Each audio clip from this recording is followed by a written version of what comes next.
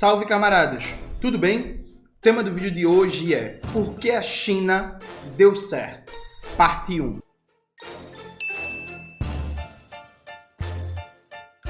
Antes de começar propriamente o tema do vídeo do canal, quero muito agradecer a você que ajuda a manter e melhorar nosso canal a partir do Apoia-se. Seu apoio é fundamental para a gente continuar o nosso trabalho. Se preferir, o Pix está aparecendo aqui como QR Code na tela do vídeo. Lembrando que a gente tem uma lista de transmissão no Zap com todo o conteúdo que a gente produz e recomenda. O QR Code está aparecendo aqui na tela do vídeo, o link está na descrição, entra lá e não perde nada. Camaradas, note, eu vou começar uma série de vídeos, que eu acho que vai ter 4 ou 5, vou ter certeza quando acabar, falando por que a China deu certo. O que é que eu estou falando no sentido de dar certo? Vamos lá. Não vou entrar na polêmica se a China é capitalista ou socialista. Não é esse meu objetivo. Meu objetivo é dizer o seguinte. Nos últimos 40 anos, nenhum país foi tão exitoso em 3 aspectos fundamentais. Primeiro, o desenvolvimento de complexidade produtiva, desenvolvimento das forças produtivas, né? Então, em linguagem corrente do jornalismo, nenhum país conseguiu se industrializar tanto quanto a China, perfeito? E isso é uma questão fundamental. Nenhum país conseguiu desenvolver um sistema nacional de inovação tão eficiente quanto a China, a ponto de hoje a China rivalizar com os Estados Unidos na fronteira tecnológica, de que país consegue ser a ponta de lança da inovação, do desenvolvimento científico-técnico do ponto de vista global, e nenhum país foi tão eficiente em termos de planejamento. Assim, é impressionante. Todo o congresso do Partido Comunista Chinês e toda a aprovação dos planos quinquenais, que são planos de desenvolvimento para os próximos 5 anos, assim, há 40 anos o que os caras dizem que vão fazer, né, no congresso do partido, nos planos quinquenais, eles fazem, né? Então são 3 aspectos que são fundamentais para o Brasil, né? Fundamentais para o Brasil e qualquer país de capitalismo independente. Desenvolvimento de complexidade produtiva, Sistema Nacional de Inovação com autonomia tecnológica e planejamento, né? Nada vai mudar substancialmente, a gente não vai ter nenhuma transformação sem esses 3 elementos, sem planejamento, sem desenvolvimento da complexidade produtiva e sem Sistema Nacional de Inovação, sem enfrentar a dependência científico-técnica, tecnológica e por aí vai. Nesse sentido, a China deu muito certo. E aí a gente precisa entender por que a China deu certo. E aí eu vou fazer um recorte, veja gente, isso é uma análise necessariamente parcial. Ah, Jones, faltou você falar disso. Falta você falar daquilo. Vai faltar, gente, porque eu não estou me propondo a analisar a China como um todo. Eu vou pegar aspectos da história, da luta de classes, da realidade chinesa para a gente debater aqui e pensar de maneira adaptável esses aspectos para a realidade brasileira. Dado que a Revolução Brasileira será necessariamente original. Original porque baseada na realidade brasileira, na luta de classes no Brasil, na experiência histórica da classe trabalhadora brasileira, nas nossas particularidades. O fato da Revolução Brasileira ser original, porque toda revolução é original, não impede a gente de aprender com a experiência histórica e contemporânea. Então, assim, a gente pode e deve aprender com os aspectos positivos da China, pode e deve aprender com os aspectos positivos de Cuba, pode e deve aprender até com aspectos positivos de políticas de países capitalistas. Por exemplo, a política urbana de Paris é muito interessante. Dá pra gente, sim, fazer um estudo e entender o que aquilo ali é aplicável ao Brasil. A política de Lyon, também, na França, de reestatização da água e um novo marco de gestão da água é muito interessante também. Vale estudar, vale aprender e por aí vai. Então, todo conhecimento tem que ser funcional para pensar e desenvolver a originalidade da Revolução Brasileira, da teoria da Revolução Brasileira. Hoje eu vou debater uma coisa que para mim é central, é a prioridade chinesa em conhecer a sua realidade nacional. Veja, vamos começar com um traçado histórico importante. É uma particularidade muito grande, meu irmão, tá um calor da porra que eu desliguei o ventilador por causa da zoada, e meu amigo, Vixe Maria. Enfim, há uma particularidade importante na China. Veja, a colonização na China, o século de humilhações, como eles chamam, não se desenvolveu tal qual a colonização nas Américas, que você teve mais de 300 anos de colonização e acabou destruindo total ou parcialmente as civilizações pré-colonização. Então, assim, na China isto não aconteceu. Foi muito mais uma colonização de saque, de pilhagem, do que a montagem de um novo modo de produção. Então não aconteceu na China, por exemplo, o que aconteceu no Brasil. Mais de 300 anos de colonialismo com a destruição quase que total dos modos de vida que estavam ali colocados pré-colonização. De tal sorte que, quando começa o processo colonial na China, a gente está falando de uma civilização com mais de 3.000 anos, que tinha um altíssimo nível de desenvolvimento das forças produtivas, de complexidade da divisão social do trabalho, que tinha uma literatura desenvolvida, que tinha um pensamento nacional desenvolvido, que tinha inclusive uma rede de intelectuais, né, de funcionários públicos, altamente complexa. Então você tinha uma herança civilizatória que estava ali e que a colonização desestruturou, mas não destruiu. É muito diferente do que aconteceu no Brasil, no Peru, no México, no Equador, na Venezuela, na Colômbia e por aí vai. Então veja, há uma base de um pensamento nacional pré-colonização que conseguiu se manter de maneira muito mais forte na experiência chinesa do que se você for comparar com a experiência colonial na América Latina ou na África. Tem um dado que eu acho que é muito importante, que é, no continente africano, os países que iam se libertando do colonialismo, eles precisavam, gente, descobrir a sua história, sabe? Assim, nesse naipe. A gente está falando de países que, por exemplo, não conheciam com profundidade o seu passado pré-colonial, que tinham perdido em muitos aspectos a memória de seus pensadores e pensadoras, da sua história, do seu folclore, da sua língua, da sua religião e tal. O Kwame Nkrumah, que foi líder da independência de Gana, uma das tarefas fundamentais, né, para montar o Estado Nacional pós-colonial de Gana foi criar universidades, foi criar museus, foi criar escolas e tal, para redescobrir a história de Gana pré-colonização, né, dado o grau de apagamento que tinha sido colocado ali. Isso não aconteceu na China.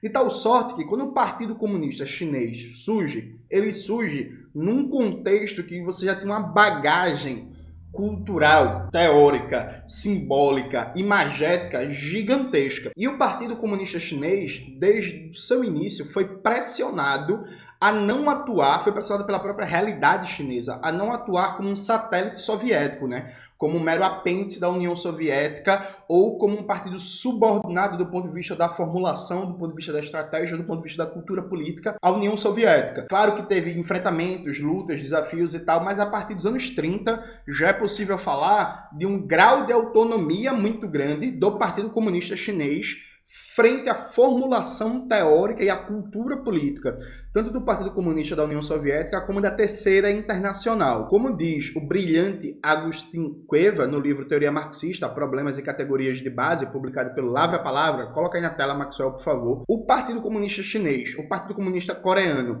e o Partido Comunista Vietnamita, desde muito cedo, para o bem e para o mal, se nacionalizaram muito rápido. Eram partidos muito nacionais, muito mergulhados na sua cultura nacional. E aí, o Partido Comunista, ele foi um veículo fundamental de desenvolvimento de uma cultura política em que a prioridade era conhecer a realidade chinesa. Isso é algo muito marcante na China até hoje. E aí isso remonta ao próprio legado da China imperial, mas isso foi modernizado, aprofundado, desenvolvido pelo Partido Comunista, que é, você pega as obras do Mao Zedong, e há uma percepção muito clara dos efeitos do colonialismo e que era necessário desenvolver um pensamento chinês, que o Partido Comunista Chinês, para conquistar o poder e para conseguir construir o socialismo, ele precisava mergulhar na realidade chinesa. Então, um dos efeitos mais marcantes da experiência chinesa e que a gente pode colocar como um dos motivos que possibilitou a China construir o que ela construiu nas últimas décadas, é que foi criada uma sólida cultura de análise da realidade nacional chinesa.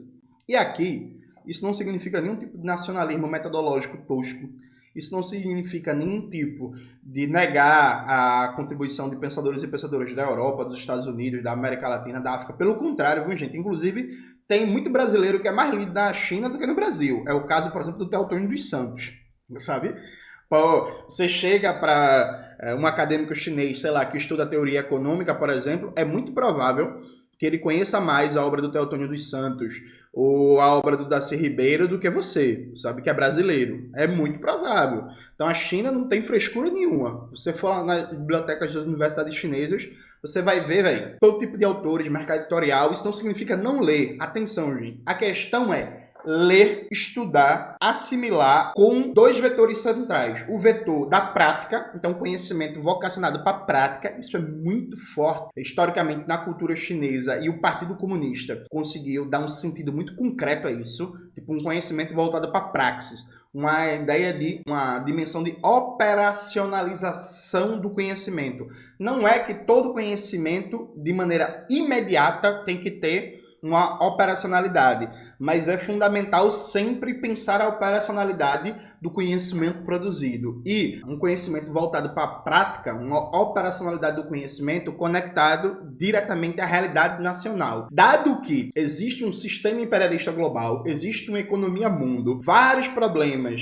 de cada país em particular são problemas globais, mas há particularidades nacionais, há formas específicas daqueles problemas aparecerem na realidade nacional, há desafios que são próprios de um país, há capacidades de resposta a esses desafios que são próprios de um país. Então é preciso ter um conhecimento voltado para a prática e conhecer a realidade do seu país. Então, a China realizou o que o querido Guerreiro Ramos, que não era marxista, diga-se de passagem, falava no seu clássico livro, né? A Redução Sociológica, a edição nova da editora Ubu. Lembrando que agora em novembro sai livro meu novo, em que eu debato Guerreiro Ramos, Dependência, Questão Racial e Revolução Brasileira, a negação do Brasil Negro. Agora em novembro, livrozinho novo na praça. Veja o que o Guerreiro Ramos diz no prefácio do livro, né, A Redução Sociológica, na página 17. No Brasil, dizíamos, o trabalho sociológico reflete também uma deficiência da sociedade global, a dependência. Nesse caso, a dependência se exprime sob forma de alienação,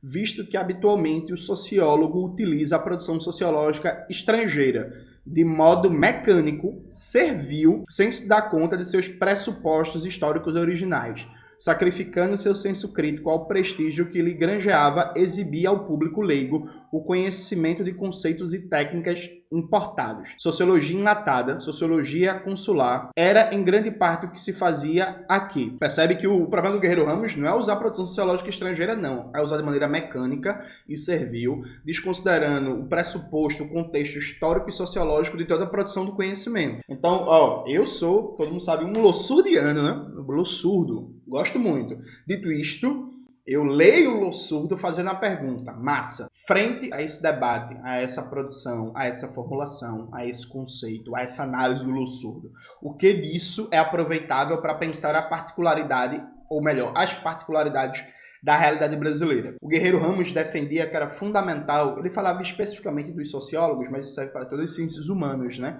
Num país de capitalismo dependente, como é o Brasil, ou no país semicolonial, como era a China antes da Revolução, você tinha que se armar criticamente para enfrentar a tendência ao colonialismo cultural, né? Se armar criticamente do ponto de vista teórico, político, filosófico, metodológico, para enfrentar a alienação da realidade nacional, dado que a própria dinâmica das relações de produção induzem essa alienação, esse desconhecimento do Brasil, percebe? Da sua realidade.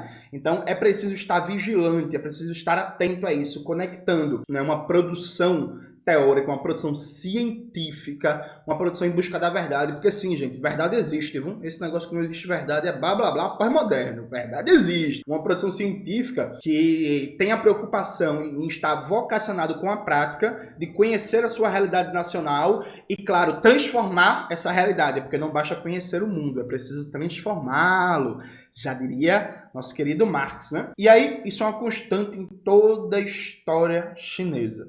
Inclusive, em vários momentos, até de maneira um pouco ruim, eu diria, né? Os chineses, há uma tendência na história da luta de classes na China, do pensamento social chinês, inclusive do próprio Partido Comunista, dos chineses pensarem muito em si, às vezes até deixando de lado o internacionalismo proletário, que é uma coisa ruim, mas assim, ali sempre teve uma prioridade, uma preocupação com conhecer a sua realidade nacional. E a gente consegue visualizar isso de maneira muito clara na própria obra do Mao Zedong, né? Aqui, ó, Mao Zedong e a Revolução Chinesa, organizado pelo Miguel Henrique Stedley, editora Expressão Popular. Coloca aí na tela, Maxwell.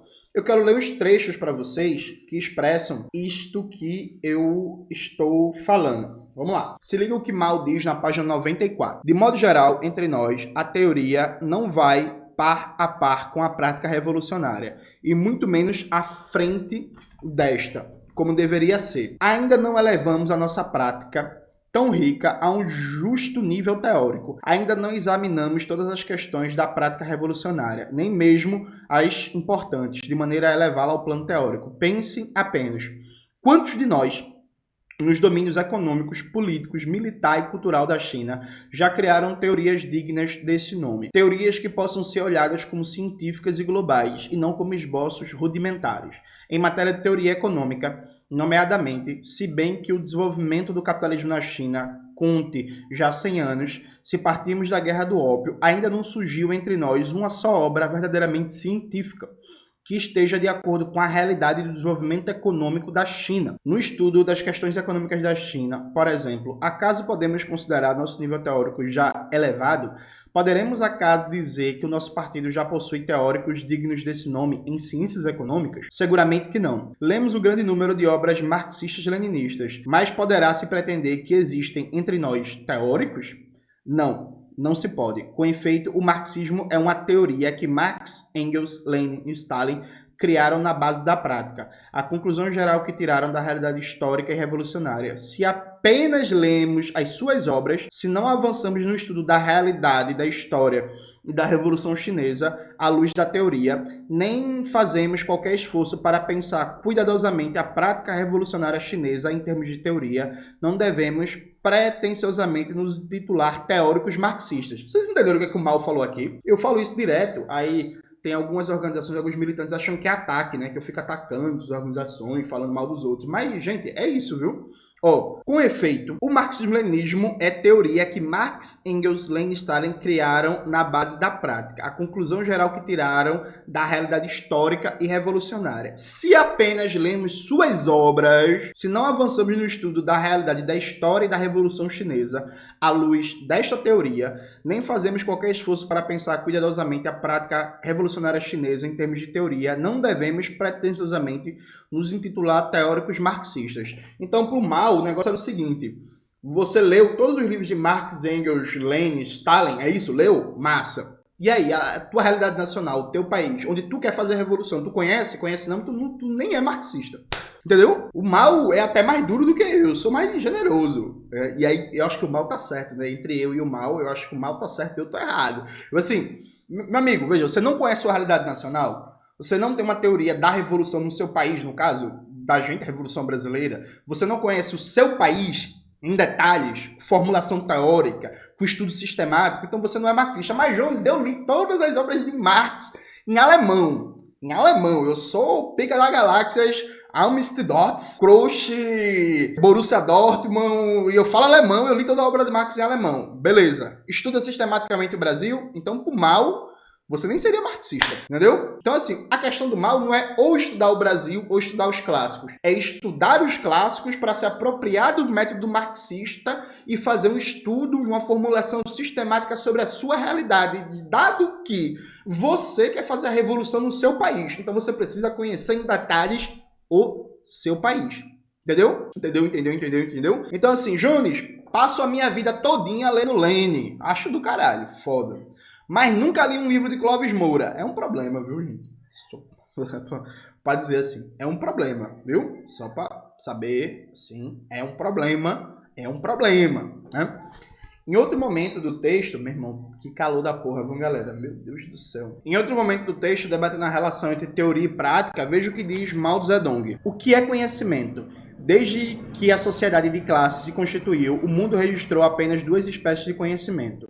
O conhecimento resultante da luta pela produção e o conhecimento resultante da luta de classe. As ciências da natureza e as ciências sociais constituem a cristalinização dessas duas espécies de conhecimento. E a filosofia é a generalização e a somatória dos conhecimentos sobre a natureza e a sociedade.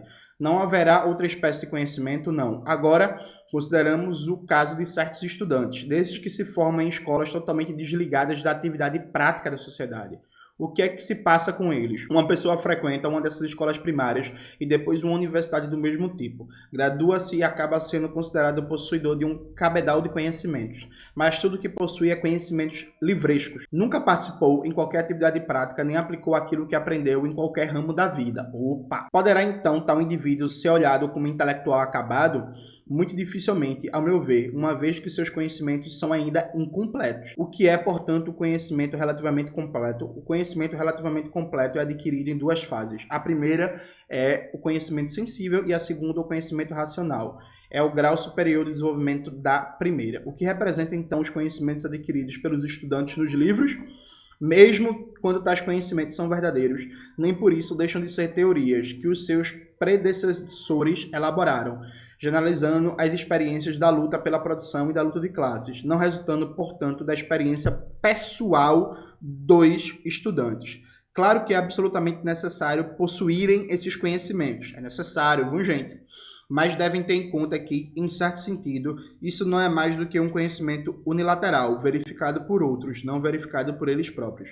O mais importante para eles é, portanto, saber aplicar esses conhecimentos na vida, na prática. É por isso que eu aconselho aos que adquirem conhecimentos nos livros e não tiveram ainda contato com a prática ou apenas tiveram pouca experiência prática, que sejam conscientes de suas insuficiências e se mostrem um pouco mais modestos. Então, para o mal, conhecimento que não é vocacionado para a prática, que não está balizado na sua produção a partir da experiência prática, é um conhecimento que é insuficiente, que é incompleto. Em outro momento do mesmo livro, em outro texto, né, voltando, regredindo nas páginas, na página 86, o Mao diz o seguinte: o marxismo-leninismo é uma ciência, e ciência é conhecimento real. Toda astúcia é inútil.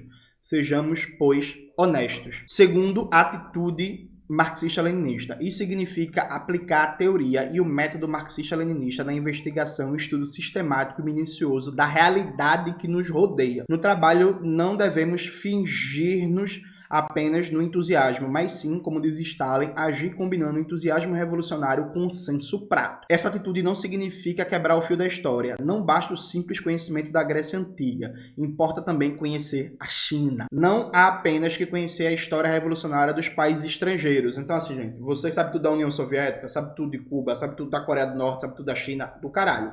Foda! Aí tem que conhecer também o Brasil, entendeu? É isso que o Mao tá falando. Não há apenas que conhecer a realidade revolucionária dos países estrangeiros, há também conhecer a da China. Não só a China hoje, mas também a China de ontem e de antes de ontem. Com essa atitude, estuda-se a teoria marxista-leninista, com o objetivo de integrá-la ao movimento real da Revolução Chinesa, e busca-se a posição, o ponto de vista e método para resolver os problemas teóricos e táticos da Revolução Chinesa. Essa atitude é a que dispara a flecha contra o alvo. Veja, selecionei esses poucos trechos, aliás, para o vídeo não ficar muito longo e maçante, mas eu garanto para vocês que isso caracteriza a síntese histórica da experiência do Partido Comunista. O Partido Comunista, da época de Mao e depois, e como o Partido Comunista dirige, governa a China, ele conseguiu criar uma cultura política de um senso prático que às vezes, inclusive, tem até elementos negativos, porque falta, às vezes, princípio em vários momentos, por exemplo, na política externa chinesa, mas isso é assunto para outro vídeo. Mas, enfim, conseguiu construir um senso prático e um senso de mergulho na realidade nacional incrível. Então, a China só conseguiu dar respostas os problemas chineses e desenvolver esses três elementos fundamentais que eu citei para vocês, o maior desenvolvimento de complexidade produtiva dos últimos 40 anos e, segundo algumas pessoas, da história da humanidade, um sistema nacional de inovação que conseguiu fazer com que a China superasse a dependência tecnológica e a mais eficiente política de planejamento do século XXI, porque eles conseguiram formular respostas teórico-práticas aos problemas chineses a partir da realidade chinesa. Conseguiram fazer o que o Guerreiro Ramos chamava de redução sociológica, que nesse ponto seria até mais teórico a gente chamar de redução teórica, de você pegar o patrimônio acumulado de conhecimento da história da humanidade e fazer desse patrimônio a matéria-prima para você formular de maneira cada vez mais qualificada sobre a sua realidade. Então, para a gente fazer a Revolução Brasileira, a gente precisa conhecer o Brasil, precisa formular sobre o Brasil, a gente precisa ter conhecimento sobre a realidade brasileira. Veja, eu vou concluir esse vídeo dizendo o seguinte: uma das características da dominação burguesa na época neoliberal é a gente viver um deserto de ideias. Deserto de ideias. Essa, para mim, é a expressão melhor caracteriza isso. Ninguém tem nada o que dizer, na maioria, no jornalismo, na política eleitoral burguesa, na universidade, salvo as exceções, né, gente? E exceções sempre existem. Quase ninguém tem nada o que dizer sobre a ciência e tecnologia, sobre infraestrutura, sobre questão ambiental, sobre como fortalecer o SUS, sobre como gerar emprego bom, de qualidade, sobre como enfrentar a violência policial, sobre como realmente garantir autonomia energética, sobre como o Brasil pode e deve parar de depender de monopólios estrangeiros, sobre a questão das patentes e por aí vai. É um deserto de ideias, é uma pobreza teórica geral, ao ponto que amebas como João Campos, como Tabata Amaral, parecem figuras inteligentes, com várias ideias, e é um blá blá blá, mercado, e aí eficiência, mercado, gestão, não sei o que, um deserto de ideias. A gente precisa criar um movimento coletivo de massas, né, com milhares e milhares de homens, mulheres e por aí vai. Não é negócio de salvador da pátria, não é negócio de uma pessoa, de duas pessoas, um movimento de massas que consiga romper esse deserto de ideias e enriquecer o debate sobre a realidade brasileira desde uma perspectiva crítica e marxista com o horizonte da Revolução Brasileira. A China conseguiu enfrentar o deserto de ideias neoliberal, enquanto o mundo inteiro, salvo as exceções de novo, estava debatendo merda, né? Tá viajando em teoria pós-moderna, de sociedade pós-industrial, e fim das classes, e fim do Estado, e sociedade civil global, e tudo é linguagem, e que não existe verdade, e tudo é discurso de poder e não sei o que, não sei o que. A China estava achando soluções originais para os seus problemas frente a um mundo imperialista unipolar com a destruição da União Soviética. Percebe? Então, assim, nos próximos vídeos vocês vão perceber a originalidade de várias soluções chinesas que foram tiradas a partir de um estudo concreto da própria realidade chinesa. Como eles desenvolveram ciência e tecnologia, como é que eles usam o mercado interno, como é que eles conseguiram se industrializar, como é que eles tratam a questão do crédito, da política fiscal e do gasto público e por aí vai. Mas esse é o primeiro ponto fundamental. Para transformar o Brasil, a gente precisa de uma teoria da Revolução Brasileira. Ninguém faz política revolucionária sem teoria revolucionária, já diria Lenin. Mas essa teoria revolucionária ela precisa deitar raízes no país em que você está pretendendo fazer revolução. Esse é o primeiro vídeo. Fique de olho que os próximos a gente vai continuar e aprofundar esse debate para entender por que a China deu certo e como é que o Brasil pode dar certo também. E o que é dar certo, gente, é a Revolução Brasileira, é a tomada do poder pela classe trabalhadora, pelos explorados e oprimidos, para a gente fazer com que esse país floresça e ele seja tudo que ele pode ser. É isso, galera. Espero que vocês tenham gostado do vídeo de hoje do canal. Não se esqueça de se inscrever no canal, ativar o sininho, curtir esse vídeo, compartilhar tudo isso que vocês já sabem. Um beijo e até a próxima.